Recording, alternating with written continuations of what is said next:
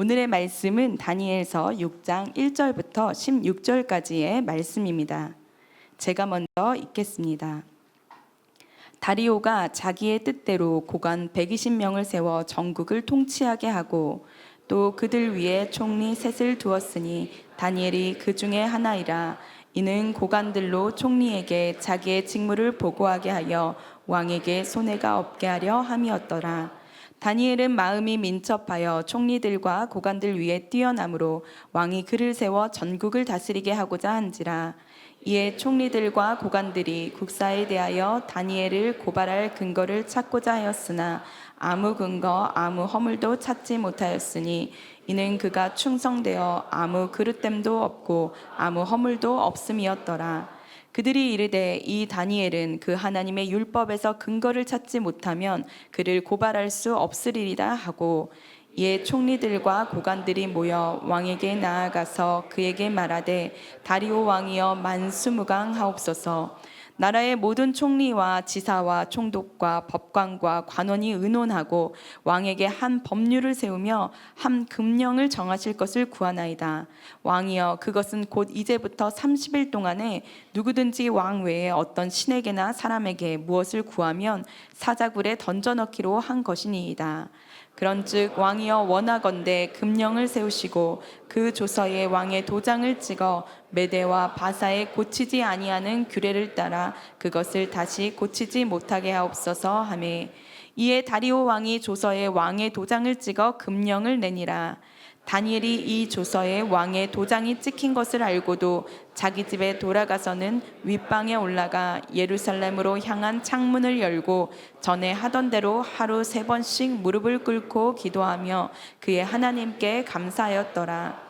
그 무리들이 모여서 다니엘이 자기 하나님 앞에 기도하며 간구하는 것을 발견하고, 이에 그들이 나아가서 왕의 금령에 관하여 왕께 아뢰되 왕이여 왕이 이미 금령에 왕의 도장을 찍어서 이제부터 30일 동안에는 누구든지 왕 외에 어떤 신에게나 사람에게 구하면 사자굴에 던져 넣기로 하지 아니하였나이까 하니, 왕이 대답하여 이르되 이 일이 확실하니 메대와 바사에 고치지 못하는 규례니라 하는지라. 그들이 왕 앞에서 말하여 이르되 왕이여 사로잡혀온 유다 자손 중에 다니엘이 왕과 왕의 도장이 찍힌 금령을 존중하지 아니하고 하루 3번씩 기도하나이다 하니, 왕이 이 말을 듣고 그로 말미암아 심히 근심하여 다니엘을 구원하려고 마음을 쓰며 그를 건져내려고 힘을 다하다가 해가 질 때에 이르렀더라. 그 무리들이 또 모여 왕에게로 나아와서 왕께 말하되 왕이여 메대와 바사의 규례를 아시거니와 왕께서 세우신 금령과 법도는 고치지 못할 것이니이다 하니, 이에 왕이 명령하매 다니엘을 끌어다가 사자굴에 던져 넣는지라. 왕이 다니엘에게 이르되 내가 항상 섬기는 너의 하나님이 너를 구원하시리라 하니라. 아멘. 다 함께 자리에 앉으시겠습니다. 이제 담임 목사님께서 나오셔서 신실한 믿음을 모두가 좋아하지 않는다라는 제목으로 말씀 전해주시겠습니다. 할렐루야. 순전한 교회 주일 예배에 참여하시는 여러분 모두를 주님의 이름으로 환영합니다. 우리 인사 나누실까요? 잘 오셨습니다. 사랑하고 축복합니다. 제가 미국에 있을 때 그 빌롱잉 코처치라는 데를 방문했는데요. 그때 이제 은혜 같이 나누고 그때 이제 집회 때 저도 기도받고 했는데, 예배 끝나고 나서 한 자매님이 자기 8월에 한국 올 일 있다고 저한테 와서 한국 오면 꼭 교회 방문하겠다고, 그래서 제가 오면은 꼭 웰컴하겠다고 했거든요. Your name is Juliana, right? Jayla, sorry. Jayla, we welcome and bless you, and we are glad you are here. Thank you for coming. So, would you stand up? 예, 우리 박수로 좀 환영하도록 하겠습니다. Jayla, thank you. 예, 감사합니다. 감사합니다. 저희는 뭐 주일 예배니까 대신 기도해 드리는 시간 갖기는 좀 힘들고 하여간 와주셔서 저도 깜짝 놀랐어요. 한국말도 좀 하세요. 한국말도 하고 한국말 드라마 보면서 배웠대요. 그래서 한국이 많이 알려지고 있습니다. 굉장히 좋은 시대고 또 한국 궁금해서 찾아오는 외국인들도 참 많은데 하여간 너무 감사한 일이죠. 우리 기도하고 말씀 전하겠습니다. 하나님, 오늘 주님의 주시는 은혜 아래서 아버지 오늘 다니엘서 말씀을 나누고자 합니다. 모두가 은혜 받게 하시고 듣게 하시고 깨닫게 하시고 하나님의 진리 안에서 나에게 주시는 아버지의 말씀 온전하게 들을 수 있는 은혜 허락하여 주시옵소서. 감사드리며 예수 그리스도 이름으로 기도합니다. 아멘. 주전 BC 539년 10월에 바벨론이 페르시아의 바사 제국에 의해서 멸망당했습니다. 고레스 왕이 이끄는 바사국 군대가 시대의 철옹성 같던 바벨론 성을 점령한 겁니다. 다니엘서 5장 31절을 보면 이렇게 이야기하고 있는데요. 물론 이 바사 왕 고레스가 점령한 게 맞아요. 바사 왕 고레스가 바벨론을 점령한 분명한 역사적인 기록이 있지만 성경은 고레스는 나중에 다시 언급을 하고 여기서 한번 31절 보시면 함께 읽어볼까요? 함께 읽겠습니다. 메대 사람 다리오가 나라를 얻었는데 그때 다리오는 62세였더라. 이 다리오가 누군지에 대한 설이 두 가지가 있습니다. 첫 번째는 다리오가 고레스 왕을 뜻하는 또 다른 이름이었을 것이다. 예를 들면 다니엘 이름하고 친구들 이름이 바벨론 이름이 있고 유대식 이름이 있잖아요. 그런 것처럼 다른 이름일 것이다 보는데 성경은 이 고레스 왕과 다리오 왕을 분명하게 구분을 합니다. 그러니까 굳이 같은 사람이면 그렇게 구분해서 다시 언급할 필요가 없겠죠. 근데 구분을 하는 것을 보면 분명히 같은 사람이라고 보기에는 좀 힘들지 않을까. 그럼에도 불구하고 좀 그런 게 의미가 있으니까 성경을 해석하기 더 좋으니까 그렇게 이야기하는 사람이 있고 또 여러 가지 의견이 있지만 앞으로 다리오 왕이 그 역사적인 기록을 보면요. 나보니두스 연대기에 의하면 이 고레스 왕이 바벨론을 정복하고 난 다음에 구바루라는 사람을 총독으로 임명을 해요. 그리고 이 사람이 실제로 이 돌판의 기록에 남겨져 있는 역사적 기록에 의하면 이 고레스 왕 제국을 원활하게 통치하면서 이 구바루라는 사람이 약 14년간 바벨론 지역을 통치한 것으로 기록이 남아 있습니다. 그러다 보니까 요즘 제일 많이 이야기가 되는 건 이 다리오 왕이 구바루였을 것이다 라고 보는 거예요. 게다가 자 31절 다시 보시면 메대 사람 다리오가 나라를 차지했다고 얘기를 해야죠. 그런데 여기서 뭐라고 말하냐면 나라를 얻었다라고 이야기를 합니다. 그러니까 고레스 왕, 상급자인 고레스 왕에게 나라를 받았다고 볼 수 있는 겁니다. 여러분은 어떠실지 모르겠지만 꼭 보면은 이 성경을 이제 내용의 중심을 보는 것보다 이런 거에 굉장히 또 민감하신 분들이 계세요. 왜 성경은 이 다리오라고 하느냐 막 이런 거 갖고 이야기를 하시는 분이 계시니까 설명을 드리는 거예요. 사실은 정말 중요한 거는 뭐냐면 가장 건강한 해석은 다리오가 고레스 왕의 대리자였다는 거예요. 그래서 고레스 왕이 뜻하는 바를 그대로 전달하면서 다스리는 통치자였다고 보는 것이 가장 건강하지 않을까. 어떤 사람이든 간에 사실은 주인공은 다리오가 아니니까요. 이 메대 사람 다리오가 다스리던 시절에 일어난 일이 오늘 본문에 나오는데요. 이 일은 다리오가 다스리는 통치 첫 해나 둘째 해에 일어났을 것으로 예상이 됩니다. 그러니까 언제 멸망했냐면 기원전 539년에 멸망했거든요. 그러니까 539년에서 538년경에 오늘 본문의 사건이 일어난 것이 아닌가라는 생각을 하게 됩니다. 충분히 예상할 수 있는 기간이고요. 그리고 이 연도수를 언급하는 이유는 앞으로 다음 주가 될지 그 다음 주가 될지는 모르겠지만 너무나 중요한 사실 하나를 설명하게 될 거예요. 이 설명하는 그 사실의 이 연도수가 굉장히 중요하고 오늘 일어나는 사건이 굉장히 중요한 이스라엘의 역사에서 너무나 중요한 어떤 단초를 제공하게 되는 어떤 변화의 단초를 제공하게 되는 어떤 계기가 되는 사건이 오늘 본문에 있기 때문에 이 연도수를 일단 말씀해 드립니다. 그래서 기억하셔야 될 필요는 없지만 그냥 멸망하고 1, 2년 후에 일어난 일이다 하는 정도만 기억해 놓으시고 오늘 말씀을 좀 보면 될 것 같아요. 이 다리오가 굉장히 탁월한 사람이에요. 어떻게 나라를 다스렸냐면 1절 보면 자기의 뜻대로 고관 120명을 전국을 나눠서 이렇게 통치하게 했습니다. 120명을 전국을 나눠서 통치하게 한 거예요. 그리고는 2절을 보세요. 그 120명 위에 총리를 3명을 둬요. 자, 2절 말씀 함께 읽어볼까요? 함께 읽습니다. 또 그들 위에 총리 셋을 두었으니 다니엘이 그 중에 하나이라. 이는 고관들로 총리에게 자기의 직무를 보고하게 하여 왕에게 손해가 없게 하려 함이었더라. 자, 보세요. 이 총리도 3명이나 세웁니다. 그래서 한 사람이 보고하는 것으로 만족하지 않고 3명이 다른 입장에서 보고를 하면서 진위를 가리기 위해서 이와 같이 3명을 세워두고 3명의 총리로 더 잘 다스리도록 그렇게 행정적인 처리를 하면서 나라를 다스리는 다리오의 이야기를 볼 수 있죠. 그런데 여기서 놀라운 사실이 뭡니까? 3명의 총리 중에 우리가 아는 다니엘이 여기에 속했다는 거예요. 이게 대단한 일이거든요. 전무후무한 일이에요, 거의.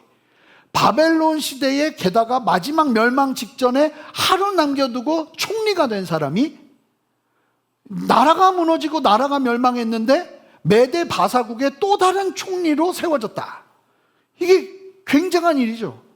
도대체 어떻게 다니엘이 이와 같이 또 다른 총리로 세워질 수 있었는가? 우리가 다양한 상상을 할 수 있겠죠. 우리가 본 것처럼 메데 데메 우바르신, 그 단어를 해석하면서 그 이야기가 분명히 이 바사 사람들에게 전달되었기도 했겠지만, 다른 무엇보다 다니엘이 그렇게 다시 총리가 될 수 있었던 이유를 성경은 이렇게 이야기하고 있습니다. 성경에서 찾는 답이 가장 정확하겠죠. 우리 함께 3절 말씀 한 목소리로 읽어보겠습니다. 함께 읽겠습니다. 다니엘은 마음이 민첩하여 총리들과 고관들 위에 뛰어남으로 왕이 그를 세워 전국을 다스리게 하고자 한지라. 다리오 왕에게 다니엘은 눈에 띌 수밖에 없었는데, 게다가 이 바사왕 고레스의 정책은요, 어떤 정책을 펼치냐면 웬만하면 그 지역 사람들을 또 잘 세워주는 정책이었어요. 그 안에서 기회를 준 거였겠죠. 근데 다니엘에게 너무나 특별한 은혜가 있었던 거예요. 뭐라고 말합니까? 3절 초반부에 뭐라고 말하고 있죠? 다니엘은 뭐가 민첩하대요? 마음이 민첩했다고 이야기해요.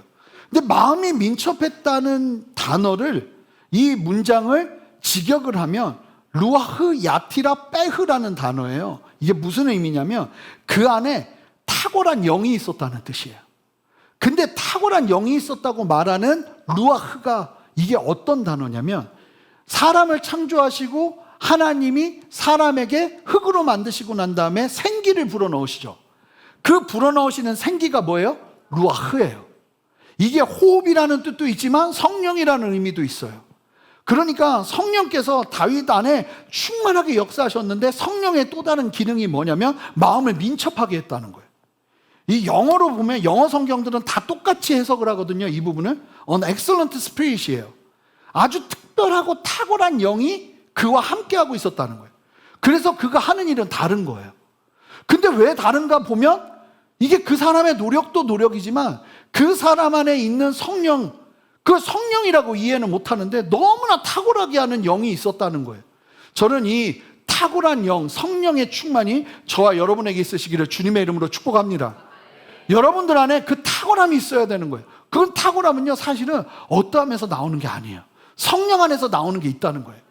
여러분들이 노력하는 그 노력 위에 성령께서 주시는 어떤 탁월하게 하는 역사가 일어난다는 거예요. 뭘 통해서요? 성령을 통해서요. 그러니까 다니엘은 그 성령이 충만하다 보니까 하는 일이 너무 다른 거예요. 같은 사업을 하고 같은 학생을 가르치고 같은 병을 고쳐도 똑같은 약을 쓰는데도 다를 수 있는 이유가 여기 있다는 거예요. 여러분, 하나님 앞에 오늘 우리가 주의 만찬하고 기도하는 시간을 가질 텐데, 여러분 기도하세요. 하나님, 내게 마음이 민첩한 은혜를 더해 주시옵소서. 성령의 충만을 더해 주시옵소서. 그래서 내가 하는 일에, 여러분, 빵을 구워도 밥을 해도 여러분 이 은혜가 필요하다고 저는 믿어요. 그래서 뭐가 다른 거예요. 그러니까 뭐가 다르지 보니까 영이 다른 거예요.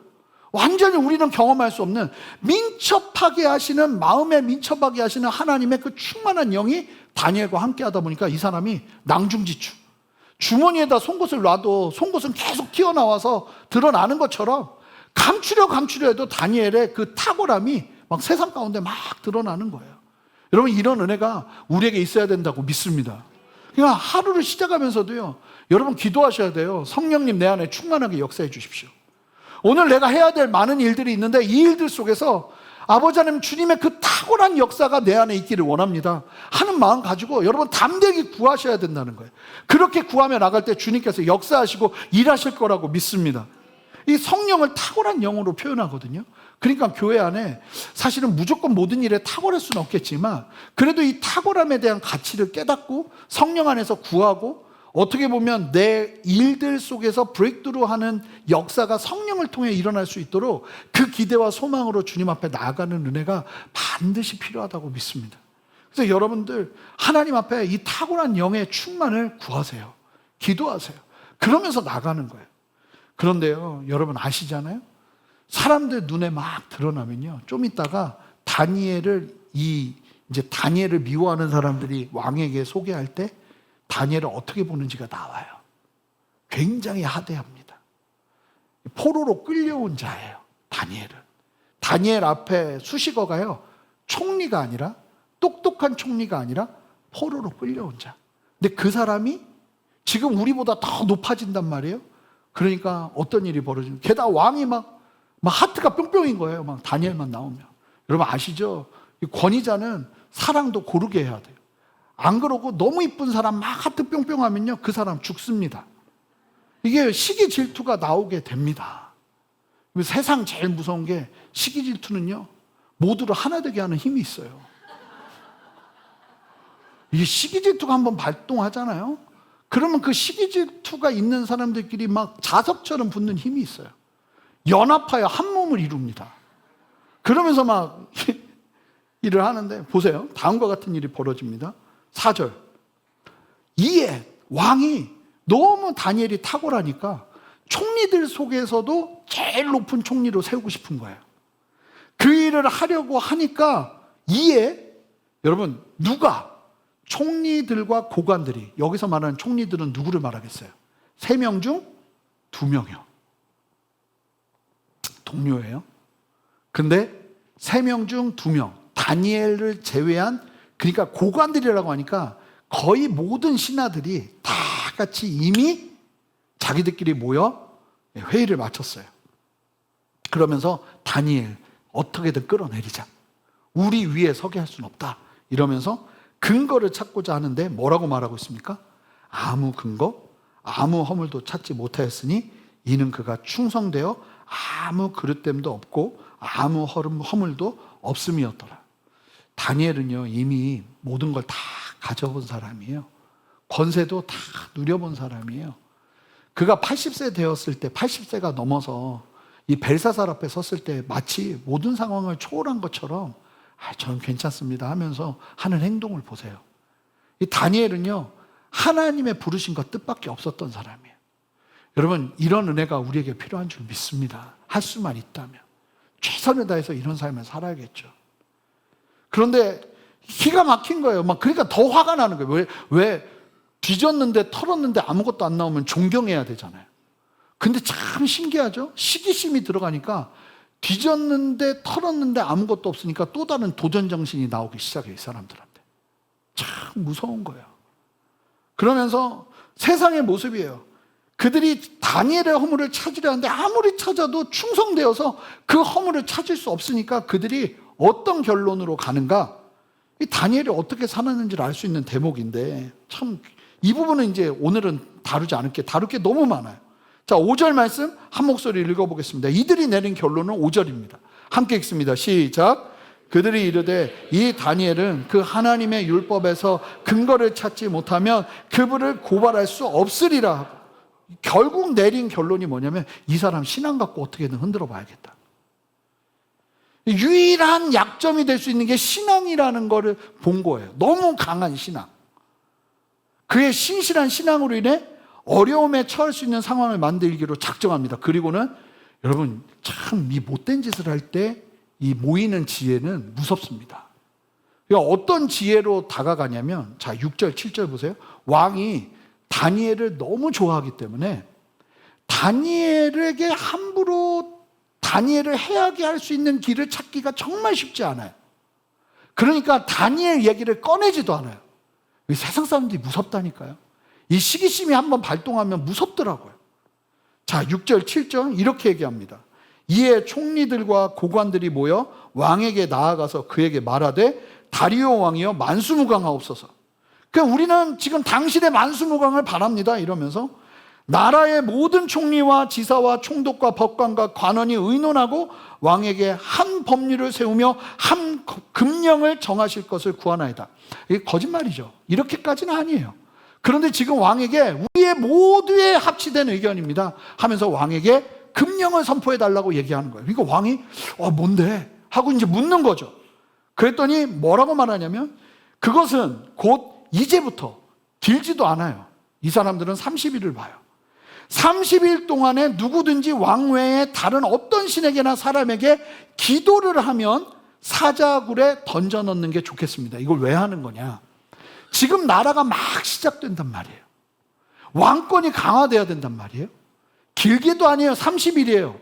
30일 동안 왕에게 집중하면서 왕을 높여드리는 일들을 이 페르시아 제국, 바벨론 제국 전역에서 이 일을 하자고 제의를 하기 시작하는 거예요. 왕의 입장에서 너무 고맙죠. 기분이 좋죠. 게다가 30일이에요. 길지도 않은 시간이란 말입니다. 그 정도 하면 나라가 더 건강해질 것 같다는 생각이 들게끔 막 그렇게 이야기를 하는 거예요. 그러면서 만약에 그걸 어기면 이 사자굴에 던져서 그 사람을 죽이는 것으로. 근데 과연 누가 그걸 어기겠어요? 싶은 거죠. 왕이 이제 마음을 놓고 이야기를 듣습니다. 그러자 그들은 왕에게 더 치밀하게 요청합니다. 8절, 9절. 그런즉 왕이여 원하건대 금령을 세우시고 그 조서에 왕의 도장을 찍어 메대와 바사에 고치지 아니하는 규례를 따라 그것을 다시 고치지 못하게 하옵소서. 이 사람들이 이제 작전을 짜는 거예요. 도장을 찍어서 어느 누구에게도 예외가 없도록 그 조서에 도장을 찍어서 법령으로 선포해 주십시오. 그러자 다리오 왕이 좋으니까요. 왕권을 강하게 하는 법을 신하들이 다 왕을 위해서 만들었다 하니까 좋으니까. 9절 보시면 이에 다리오 왕이 조서에 왕의 도장을 찍어 금령을 내립니다. 이제 이거는 어기면 누구라도 왕의 어머니라도 죽을 수밖에 없는 상황이 펼쳐진 겁니다. 그런데 이 상황을 소식을 접한 다니엘이 이게 한두 살도 아니고 80이 넘은 나이에 자기를 빼고 모든 신하들이 함께 회의를 해서 왕에게 건의를 한 이 사건을 모르겠어요? 알죠. 그리고 이 법령이 목적이 무엇인지 모르겠어요? 다니엘은 딱 보는 순간 다니엘은 아는 거예요. 그런데 다니엘이 이 조서가 내리자 30일만 참으면 되는 거예요, 어떻게 보면. 그런데 다니엘이 무엇을 결정하는가? 10절 함께 한 목소리로 읽어보겠습니다. 함께 읽겠습니다. 다니엘이 이 조서에 왕의 도장이 찍힌 것을 알고도 자기 집에 들어가서는 윗방에 올라가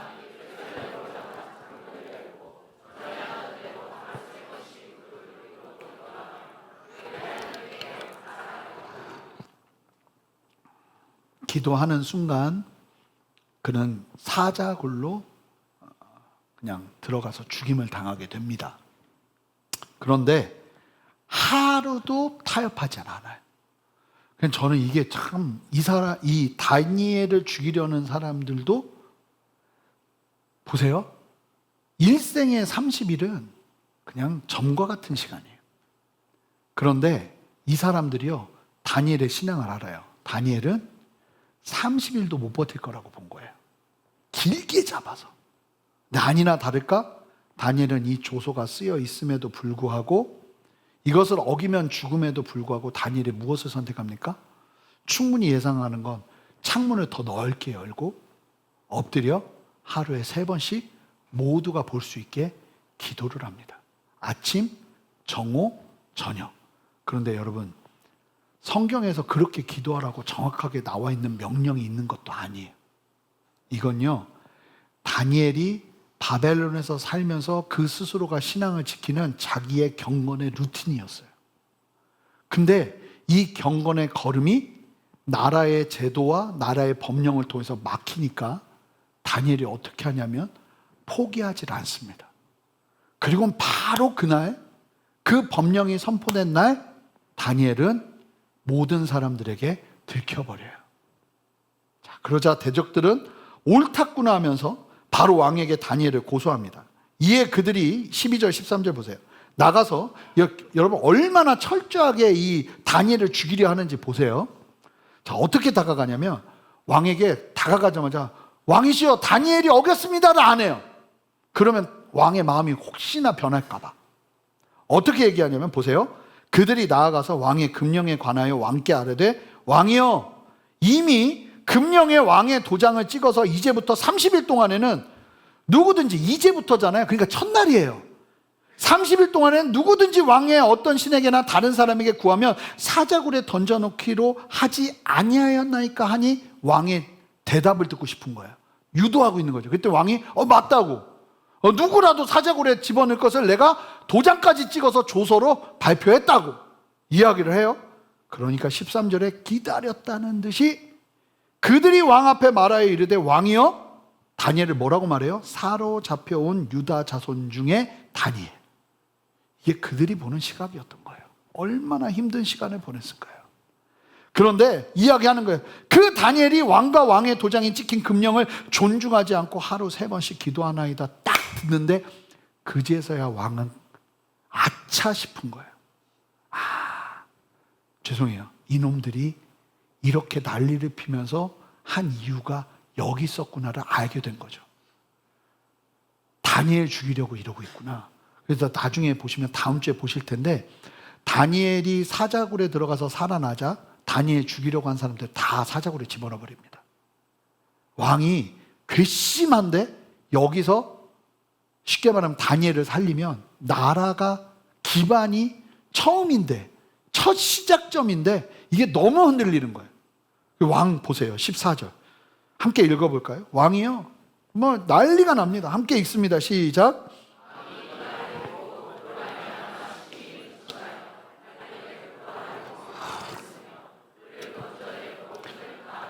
해가 질 때에 이르렀더라. 밤이 되도록 결정을 못해요.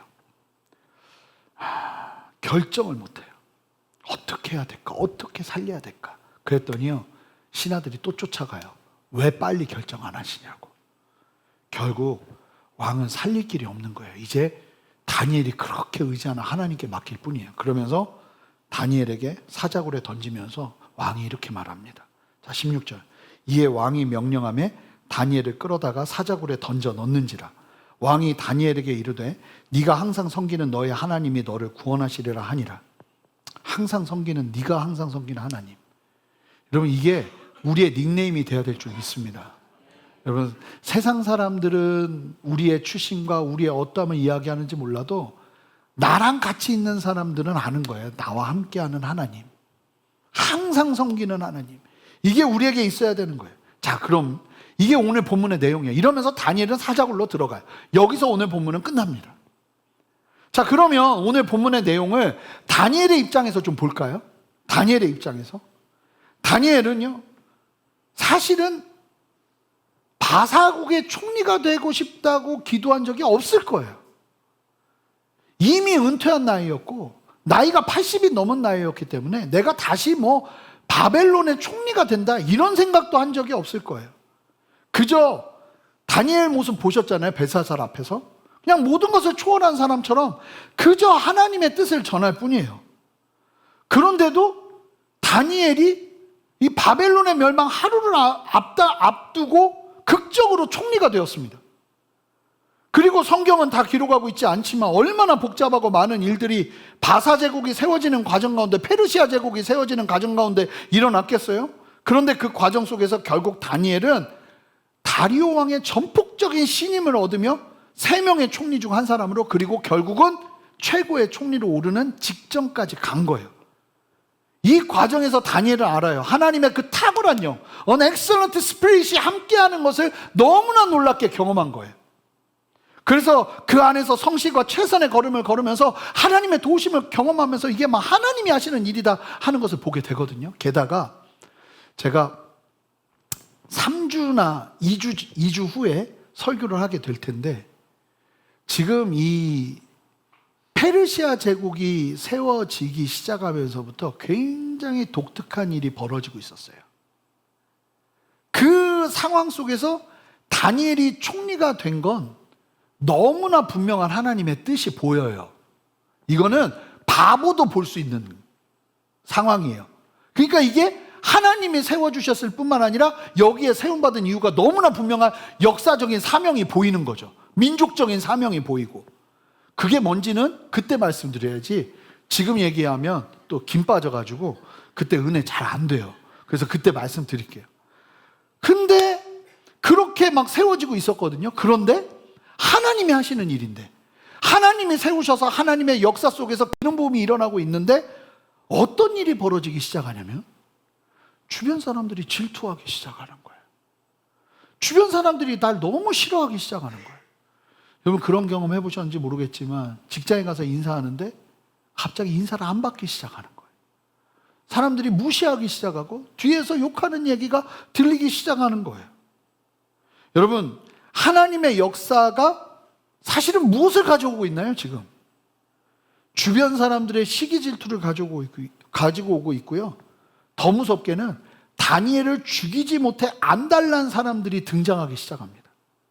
그리고는 왕의 법령이 발표가 되는데 이거는 날 죽이려고 작정한 법이구나 하는 게 그냥 알겠는 거예요. 오늘날로 따지면 예수 믿는 사람 죽이려고 만든 법이구나 하는 걸 그냥 알게 되는 법들이 나올 수 있는 가능성이 있는 시대잖아요. 그런 것처럼 그냥 다니엘은 보는 순간 아는 거예요. 여러분 30일은요 엄청나게 유혹이 되는 기간입니다. 아니 3달도 아니고 3년도 아니고 30일이에요. 제가 아까 말씀드렸지만 눈 다 감고 지금 역사적인 사명도 있잖아요. 내가 총리를 해야 지금 그 일이 이루어질 게 너무 보인단 말이에요. 하나님이 여기까지 나를 인도하신 게 분명하단 말이에요. 그런데 지금 30일 동안 기도를 참으면 그 일을 계속할 수 있어 보여요. 내 눈에는. 근데 거기에서 기도를 멈추지 않고 하면 지금까지 하나님이 세워주신 게 모두가 그냥 제로가 되어버리는 상황이 제로가 아니죠. 내가 죽는 상황이 펼쳐지니까. 여러분이라면 어떻게 하시겠어요? 우리에게 흔히 있는 일 아닙니까? 너 인생의 중요한 시간이니까 잠깐 30일, 3개월만 쉬어. 그리고 나중에 6개월 더 열심히 하면 되잖아. 사실은 이런 생각이 우리 안에 있거든요. 아니 30일이 뭐가 중요해? 30일 때문에 만약에 다니엘이 죽으면 정말 중요한 일을 해야 되는데 너무 허무하게 끝나는 거예요. 그 생각을 다니엘이 안 하겠어요? 그런데 그 끔찍한 결과를 알고 있음에도 불구하고 다니엘은요 하루하루의 경건, 하나님과의 만남을 포기하지 않았다는 거예요. 다니엘은요 기도를 쉬지 않았다는 거예요.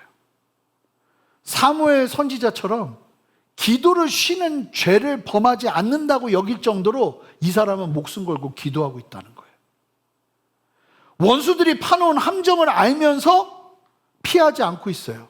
왜요? 그래야 하나님을 경외할 수 있기 때문에. 무엇을 위해서요? 여러분, 이스라엘 민족의 운명이 있어요. 그런데 기도를 위해서 그 걸음을 포기할 수밖에 없는 상황을 맞이해요. 뭐가 중요한 걸까요? 여러분, 인생에 뭐가 중요한 걸까요? 큰 아젠다가 중요할까요? 지금 내가 하나님 앞에 기도해야 되는 이 걸음이 중요한 걸까요? 큰 일을 위해서 잠깐의 30일을 내려놓으면 안 돼? 이야기할 수 있겠지만 다니엘은 그 어떤 큰 일보다 지금 내가 해야 되는 기도가 중요하다고 여겼어요.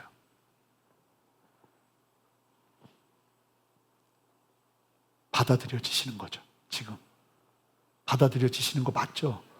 이 분위기가 중요하잖아요. 근데 하루도 타협하지 않아요. 그냥 기도하다가 죽어야지 하는 걸음을 선택해버려요. 다니엘은요, 자 보세요. 오늘 말씀에 나 사자굴에서 살려주세요라는 기도도 하지 않아요. 어떤 반응도 하지 않아요. 야, 니들이 어떻게 나한테 그럴 수 있어?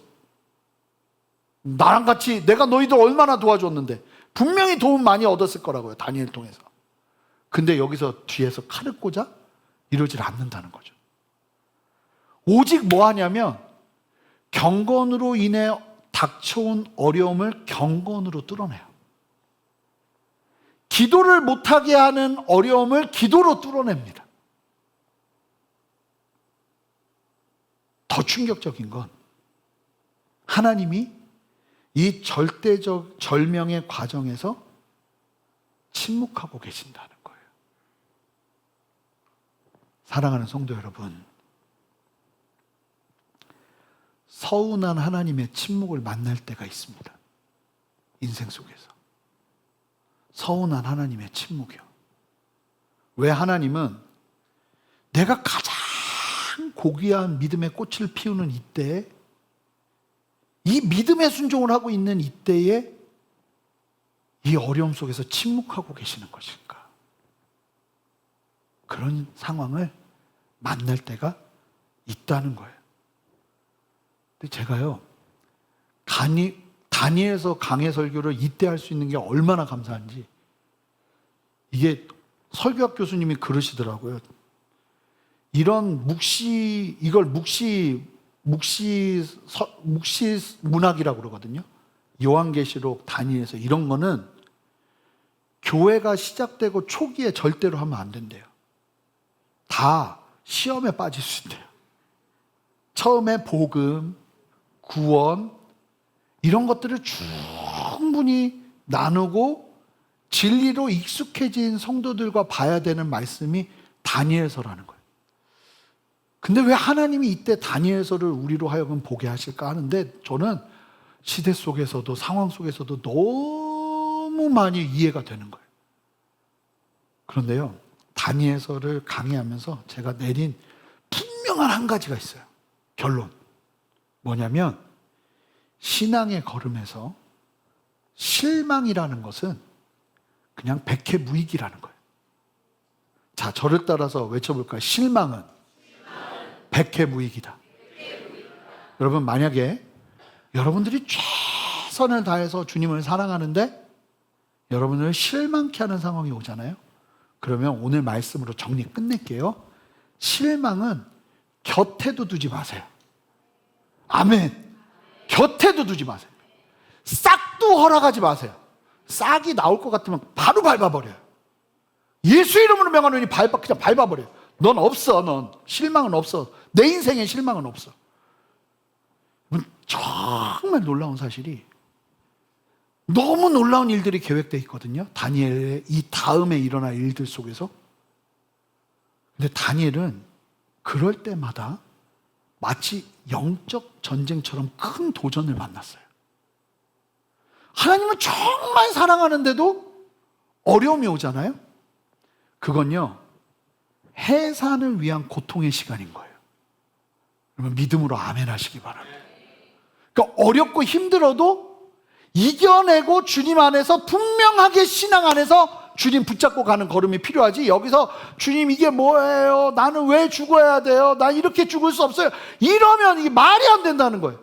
분명히 내가 너무나 하나님을 사랑하는 걸음을 걷고 있는데 고난이 찾아온다. 이유가 있다는 거예요. 반드시요. 주님을 신실하게 따르는 걸음 속에서 순종하고 있는데 어려움이 있다. 이건 반드시 이유가 있다는 거예요. 반드시요. 무엇으로 이겨내야 되는가? 순종으로 이겨내는 거라는 거예요. 여러분, 서운한 하나님의 침묵이 있어요. 그리고 참 신기하게 희한할 때 하나님이 응답하세요. 언제요? 사자 굴에 빠질 때, 뭐 이럴 때. 그러니까 거의 죽기 직전까지 가지 않는 이상 하나님이 그런 때는 침묵하신다는 거예요. 이상하게 생각하지 마세요. 그리고 잘 보세요.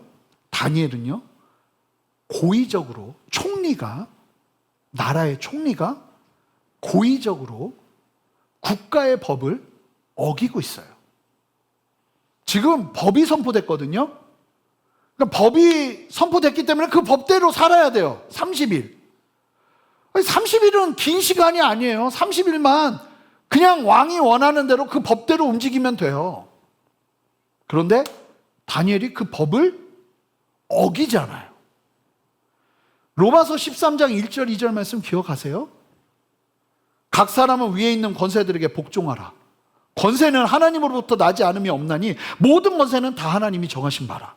그러므로 권세를 거스리는 자는 하나님의 명을 거스림이니 거스리는 자들을 심판을 자처하리라. 이 말씀대로라면 다니엘은 심판받아야 되잖아요. 하나님이 역사하시고 축복하시거든요. 어떻게 우리가 봐야 될까요? 사도 베드로와 사도들이 유대 당국으로부터 어떤 제재 조치를 당합니다. 나라가 쉽게 말하면 하지 말라고 법정에서 선포를 한 거예요. 너 이거 하면 그때는 진짜 더 가혹한 체벌이 있을 것이다 하면서 협박을 하는 정도로 이야기를 한단 말이에요. 그게 뭐예요? 예수 전하지 마라. 그게 법이 되었어요.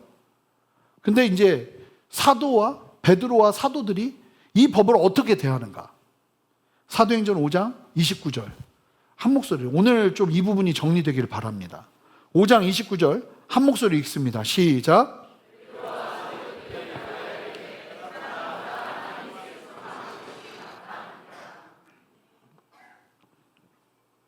지금 시대를 보면 우리의 하나님의 법과 세상의 법이 충돌할 수 있는 상황이 정말 많이 펼쳐질 가능성이 있어요. 법과 하나님의 법이 충돌하는 순간이 올 수 있다는 거죠. 예를 들면 우리에게 너무 알려져 있는 코리텐붐 여사가 독일에서 법이 어찌하라 하냐면 유대인들은 절대로 집에다가 두지 말고 유대인들을 보면 신고하라고 법적인 조치가 내려져 있었어요. 그런데 코리텐붐 여사가 2차 대전 중 유대인들을 숨기면서 독일의 법을 어깁니다. 그것으로 인해 코리텐붐 여사는 극심한 고문과 감옥에 갇혀서 죽기 직전까지 가죠. 이런 거라는 거예요. 세상은 더 세속적으로 죄 가운데 빠져가는 것을 보게 될 거예요. 우리 여러분 보세요. 기준이라는 게 이제 막 없어지고 예전에는 이건 안 되는데 하는 거 막 다 바꿔요. 세계적으로 그런 일들이 막 일어나고 있어요.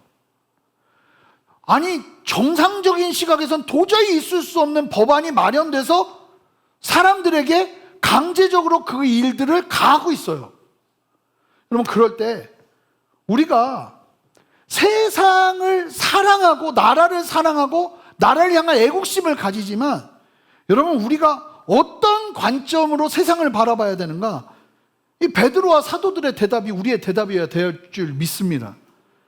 사람보다 하나님께 순종하는 것이 마땅하다는 거예요.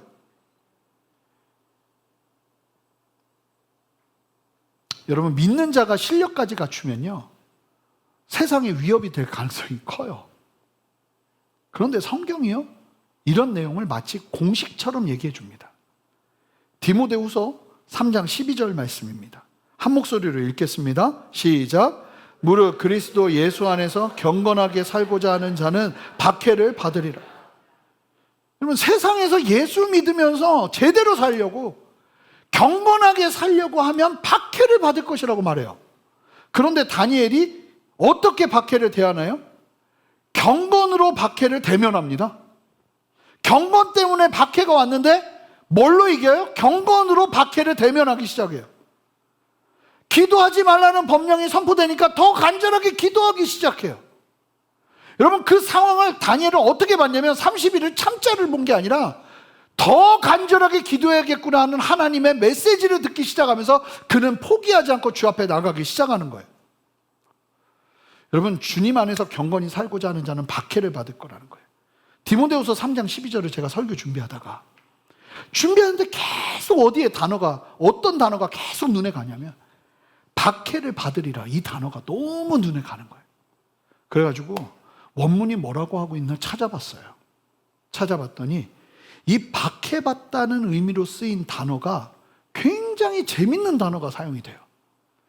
이 디오코라는 단어인데요. 디오코라는 단어. 이 단어가요, 전혀 생뚱맞게 다른 뜻 두 개를 같이 가지고 있는 단어예요. 근데 이 본문에서는 3장 12절에서는 박해받는다는 의미로 분명하게 쓰인 게 맞아요. 근데 이 단어가요, 박해받는다는 의미도 있지만 같은 단어인데 어떤 뜻이 있냐면 뒤쫓는다, 따른다 하는 뜻이 있어요. 근데 저는 이게 너무 묵상이 되는 거예요. 성도가 예수님을 온전히 따를 때 세상의 박해가 우리를 뒤쫓아와요. 그러나 그 박해는 오히려 우리로 하여금 예수님을 더 따르게 하는 힘이 됩니다. 더 가까이 하게 하는 도구가 될 수 있다는 거예요. 그럼 박해는요, 주님께 더 가까이 가게 하는 도구가 돼요. 지금까지 기독교인들을 박해해서 성공한 예가 없어요. 박해를 가면 희한하게 믿는 자들이 더 하나님을 의지하고 더 붙잡아요. 그러면 중국 아시잖아요. 문화혁명 때 선교사들 다 쫓아내고 교회 다 박살내버리고 모든 성도들을 철저하게 문화혁명 속에서 박해하면서 막 죽이고 목회자들 죽이고 난리가 났었거든요. 근데 10년이 지나서 가보니까 이 중국 선교 200년, 300년 역사 속에서 할 수 없었던 일들보다 더 많은 일들이 10년 동안 일어나서 지하교회가 급격하게 부흥해서 일어나 있는 현상을 보고 선교사들이 완전히 뒤집어지는 거예요. 선교는 하나님이 하는 것이구나. 이 박해는요, 우리로 하여금 예수님을 뒤쫓게 하는 거예요. 다니엘을 보세요. 자신을 쫓아온 박해 앞에서 어떤 변명도 어떤 원망도 하지 않아요. 그저 오늘 본문에서 보여주는 다니엘은 변함없이 경건의 자리를 붙잡습니다. 여러분, 기도의 자리가 이렇게 중요한 겁니다. 저는 예배의 자리도 마찬가지라고 믿습니다. 여러분, 예배의 자리를 타협하지 마시기 바라요. 절대로요. 목숨을 걸고 지켜내시기를 바라요. 그리고 부모가요, 자녀에게 그걸 보여주셔야 돼요. 우리 어머니, 우리 아버지는 신앙만큼은 타협하지 않는 분이라는 걸 보여줘야 돼요. 그걸 보고 잘해야 돼요. 위대한 일이 기다리고 있다 보니까 이 완전히 대가지불 같은 이러한 상황이 반드시 있다는 거죠. 하나님의 생명을 막는 세상의 도전을 경건으로 이겨내는 우리가 되어야 될 줄 믿습니다. 자, 이제 주의 만찬을 할 텐데요. 세상의 어떠함에 우리의 반응은, 여러분, 세상이 우리를 힘들게 하고 지금 이 자리에 와 계신 분들 중에 힘들고 어려운 분들이 계실 수 있죠. 근데 여러분, 세상이 어떠한다 할 때 우리의 반응은 세상을 향해 하는 게 아니에요. 주님 안에서 우리의 답은 여러분 경건으로 찾는 거예요. 예배와 기도와 주의 떡과 잔을 나누며 예수님을 뒤쫓는데 더 가까이 나아가는 거예요. 신실함으로 하나님을 붙잡으면서 어려움을 이겨내는 거예요. 그 걸음이 저와 여러분에게 있으시길 바랍니다. 만약에 신실한 믿음을 도전하는 세상을 만난다면 기억하세요. 실망과 낙심과 타협이 아니라 30일도 내어줄 수 없는 거예요. 믿음으로 함께 담대히 서는 저와 여러분 되시기를 주님의 이름으로 축복합니다. 함께 기도하겠습니다. 하나님, 오늘 말씀 기억하며 아버지, 주님의 피와 주님의 살을 상징하는 주의 만찬을 대합니다. 아버지, 우리 안에 주님 안에서 이겨낼 수 있는 힘을 주시고 세상의 어떠함에 흔들리지 아니하고 세상의 어떤 것보다 하나님의 말씀에 우위를 두며 순종하며 나가는 은혜를 우리에게 허락하여 주시옵소서. 새 일을 행하시는 주님을 찬양하고 감사드리며 예수 그리스도 이름으로 기도합니다. 아멘. 우리 주의 만찬 위원분들은 앞으로 나와주시기 바랍니다.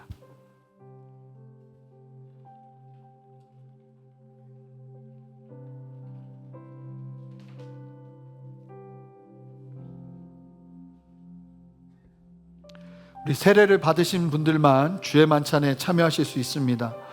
예수님께서 우리에게 하라고 명령하신, 직접 명령하신, 꼭 이 일을 하면서 기념하라고 명령하신 주님의 명령입니다. 그래서 우리는 할 수만 있다면 한 달에 한 번씩 이 일을 하는데요, 다시 한번 기억하면서 주님, 예수님이 걸어내신 이 십자가의 길, 우리를 위해 찢기시고 우리 위해 흘리신 예수 그리스도의 보혈과 주님의 몸을 기억하며 아버지, 오늘도 나의 삶의 자리에서 순종으로 이겨내기를 원합니다. 타협하지 않기를 원합니다. 믿음의 걸음 걸어내기를 원합니다. 주님 앞에 서는 우리 모두 되기를 원합니다.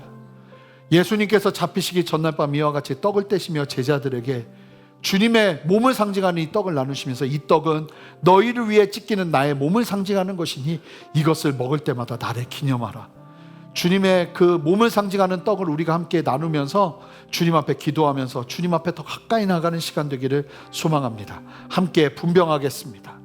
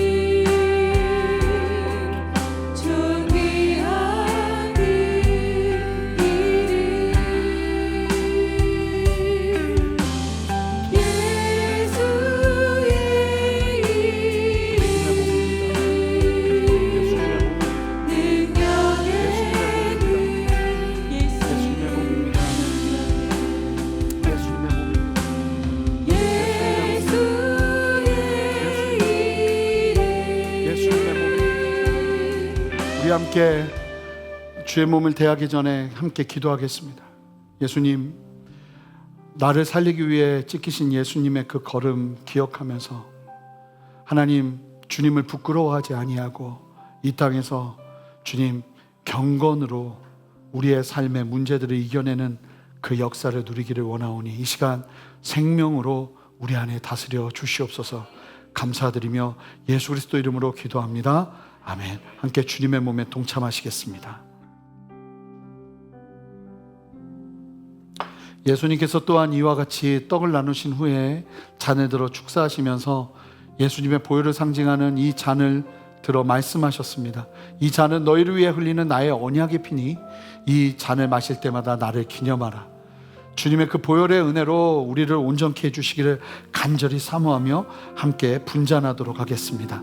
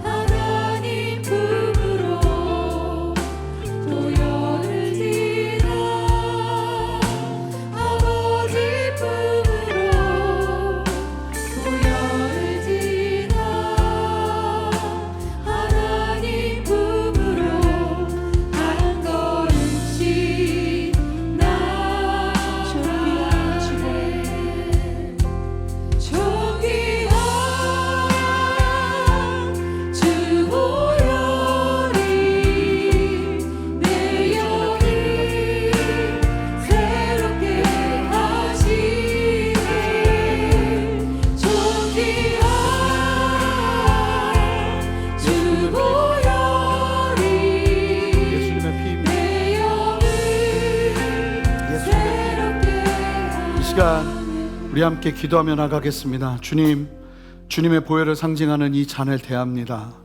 단순한 음료가 아니라 예수 그리스도의 그 십자가의 보혈을 상징하는 이 놀라운 아버지 주의 잔을 대하며 주님과 함께 거하고 주님 안에서 승리하며 예수로 말미암아 일어나는 모든 일들을 예수 안에서 해결할 수 있는 은혜를 우리에게 허락하여 주시옵소서. 감사드리며 예수 그리스도 이름으로 기도합니다. 아멘. 우리 함께 주의 잔에 동참하시겠습니다.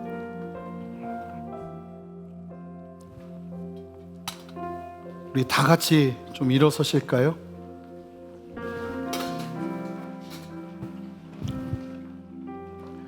오늘 말씀을 보면 다니엘이 하나님의 서운한 침묵 앞에서 감사를 선포하죠. 기도를 쉬지 않습니다. 하나님의 그 서운한 침묵 앞에서 그의 걸음을 절대로 포기하지 않습니다. 우리 함께 좀 두 손을 들고 주님 앞에 기도하길 원하는데, 하나님, 예수 믿는다는 것이 무엇인지 다시 한번 깊이 깨달을 뿐만 아니라 주님을 믿고 따르는 가운데 일어나는 어려움 속에서 주님의 그 서운한 침묵을 아버지 실망하지 않고 좌절하지 않고 아버지 낙심하지 않고 감사로 뚫어내는 은혜가 이 시간 내 안에 있어지기를 원합니다. 주여, 감사를 고백하기를 원하오니 주여, 나의 고백 위에 영광받아 주시옵소서. 주님의 만지심을 보게 하여 주시옵소서. 예수로 일어서게 하여 주시옵소서. 함께 두 손을 들고 주님의 이름 한번 부르며 기도합니다. 주여, 하나님 역사하시는 주님의 이름을 높여드리고 주님을 찬양합니다. 성령 안에 난 사람 한 사람을 만져주시옵소서. 성령 안에 난 사람 한 사람을 새롭게 하여 주시옵소서. 하나님의 놀라운 기름 부으심과 하나님의 놀라운 말씀과 온전하게 볼 수 있도록 주님 역사하여 주시옵소서. 세상에 가시는 주님을 찬양하오니 하나님의 일을 이루시고 하나님의 역사를 나타내시옵소서. 하나님의 일하심을 보게 하여 주시옵소서. 하나님, 세상에 가시는 주님을 찬양합니다. 하나님의 거울을 비춰오소서. 아버지를 만시우니 실망이 떠나가게 하시고 주님 앞에 담대할 수 있도록 인도하여 주시옵소서. 하나님 역사하여 주시옵소서. 하나님, 주님 보게 하시옵소서. 하나님의 은혜 앞에 있게 하시옵소서. 아버지 하나님, 마지막 시대를 준비하는 교회로 서게 하여 주시옵소서. 아멘. 한 가지를 더 기도하기를 원하는데, 다시 한번 우리 두 손을 들고 다른 무엇보다 우리 순전한 교회가 주님의 마지막 시대를 준비하는 교회 되기를 원하오니 하나님, 우리를 사용하여 주시옵소서. 세상의 어떤 것보다 하나님의 법을 우위에 두고 아버지를 타협하지 않고 나가는 믿음의 걸음이 우리 교회의 걸음 되게 하여 주시옵소서. 하나님, 무장시켜 주시옵소서. 담대하게 하여 주시옵소서. 교회의 일원으로 함께 한마음으로 나아가는 은혜를 허락하여 주시옵소서. 믿음으로 이겨내게 하여 주시옵소서. 우리 성도들의 어려움 믿음으로 이겨내는 일들이 정상적인 걸음이 되게 주님 역사하여 주시옵소서. 그렇게 우리 교회를 주께 올려드리며 주님의 이름을 세 번 부르며 기도합니다. 주여, 주여, 주여. 주님 역사하시는 주님을 찬양합니다. 하나님, 오늘의 보시옵소서. 하나님, 마지막 때를 준비하는 교회로 우리를 세워주시옵소서. 마지막 시대를 준비하는 교회로 우리를 세워주시옵소서. 오직 주님만의 말을 보며 주 앞에 서는 은혜를 허락하여 주시옵소서. 성령이여 깨워주시옵소서. 성령이여 깨워주시옵소서. 담대하게 하옵소서. 하나님의 은혜 안에 서게 하옵소서. 하나님의 마음 가지고 서게 하옵소서. 마지막 세대를 준비하는 아버지 믿음의 걸음을 걸어내는데 두려움 없이 주님 앞에 쓰임받는 은혜를 허락하여 주시옵소서. 하나님의 주님 역사하여 주시옵소서. 하나님의 주님 일하여 주시옵소서. 두려움 없이 주님을 바라보게 하시고 두려움 없이 주님을 따를 수 있도록 주님 역사하여 주시옵소서. 생각이 바뀌게 하시고 마음이 바뀌게 하시고 태도가 바뀌게 하시고 하나님을 향한 믿음의 고백으로 나아가는 은혜를 허락하여 주시옵소서. 세계를 가시는 주님을 찬양합니다. 성령의 충만하게 우리를 깨워주시옵소서. 아멘.